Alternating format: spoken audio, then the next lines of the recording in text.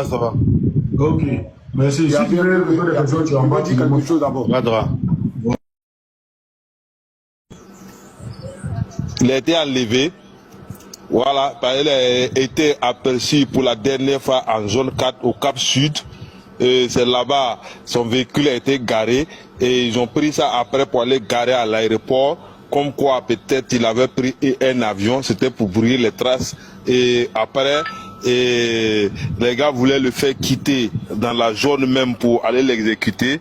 Et vraiment, c'était tout pour mettre si M. Laurent Gbagbo, et comme quoi il était contre ce qui se passait, parce que Guy André Kiffer a découvert le trafic du cacao qui se passait et qui transitait dans la société Armadialo de l'ouest de toute la zone rébellion pour aller stocker à Bobo de la Chaux et puis extrader au Togo.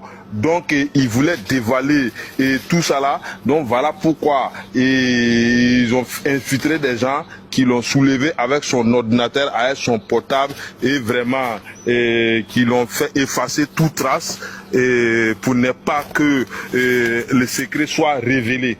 Sinon, le secret là, c'était pas M. Gbagbo qui était dans le mauvais sens, c'était pas M. Laurent Gbagbo qui était en train d'exporter le cacao vers le Burkina pour aller vers le Togo pour partir en Suisse. Et ceux qui le font, c'est la société que j'ai dit là, et qui était gérée par le fils de Dominique Ouattara et la société Armadialo. Tout le monde connaît le nom de la société qui transitait le cacao de l'Ouest, le cacao de toute la boucle de la rébellion pour extrader ça au Togo pour envoyer en Suisse. Donc c'était le secret du trafic illégal et des diamants que dit André Kiffer, surtout que le cacao, puisqu'il a mené une enquête approfondie, vraiment qui avait des choses incriminantes.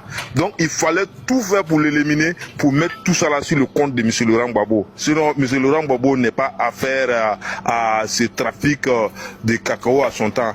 Quand même, tout le cacao était légalement vendu en Côte d'Ivoire et depuis le temps de M. Laurent Gbagbo, on n'avait pas vu le cacao arriver à 1200 et à ce moment-là, le cacao était déjà à 1000 francs et la zone occupée par les loyalistes était légalement constituée, puisque c'était dans les vraies sociétés qui étaient, mais c'est la société cachée.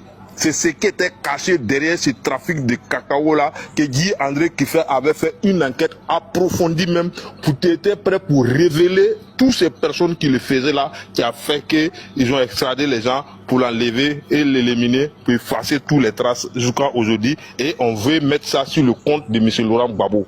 Voilà.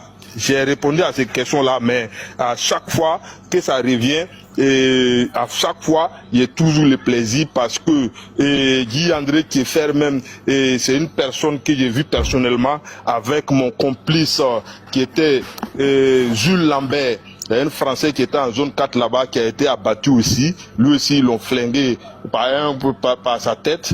Il était vers la rue Le Pic là, en face de l'ancien cours de Ouattao là, tout juste à côté. Voilà. Et c'était un ancien militaire français, un ingénieur en bâtiment métallique. Et lui aussi, il a été flingué. Et comme dit André Kiffer. Voilà. Ok. Merci. Et pour... Vas-y, merci.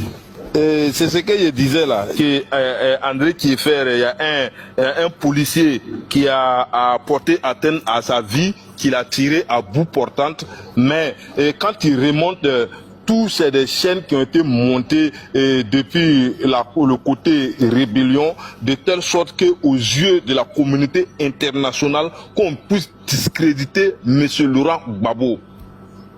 Voilà.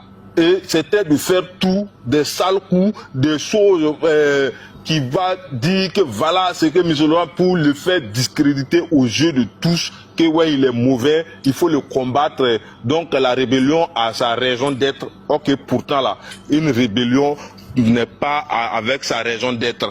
si vous attaquez quelqu'un, que vous refusez que la personne se défend, ça c'est un autre problème. Et vraiment c'est ce qui s'est passé. Les choses ont été montées debout, voilà, y compris avec la communauté internationale, puisque tout était fait, et que ce soit tous les chaînes internationales, que ce soit France 24, que ce soit RFI, que ce soit BBC, tout le monde avait pour but de nuire à M. Laurent Gbagbo. Voilà. Donc, tout ce qui était comme mauvais était la bienvenue, pourvu que on puisse dire le mal de M. Laurent Gbagbo, parce que la politique qu'il voulait imposer là, M. Laurent Gbagbo voulait pas cette politique-là. Donc, ils ont décidé d'essayer de rendre son pays ingouvernable de telle sorte qu'il puisse même pas étaler son plan qu'il est venu mettre en place. Voilà. Donc, tout était fait. Bon, y compris que ça soit, excusez-moi du thème, que ça soit depuis le Burkina ici, que ça soit côté les mercenaires, que ça soit côté la France, que ça soit l'ONU ici, tout le monde était sur le même pied d'égalité. C'est de discréditer le pouvoir de M.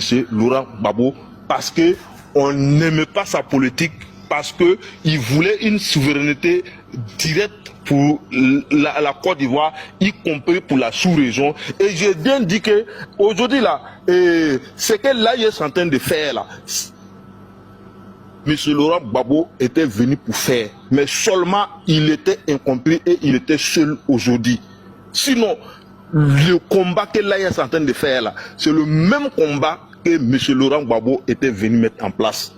Et aujourd'hui, Dieu merci, et l'AIS a compris, et je pense que la Côte d'Ivoire va comprendre dans cette année-là, parce que le vent va tourner, on est certifié et on est sûr que la marmaille va plus passer, et que cette marmaille-là va mettre fin cette année-là. Et tous ceux qui veulent se repentir n'ont qu'à se repentir, parce que le vent va tourner. La vérité va sortir.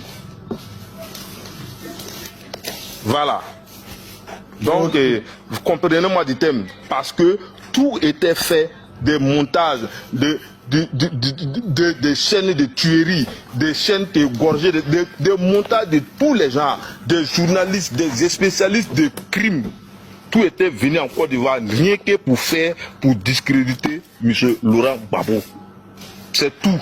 Même quand vous voyez tout, on dit que la BCA ou quoi, tout est fait pour qu'on mette tout sur M. Laurent Gbagbo.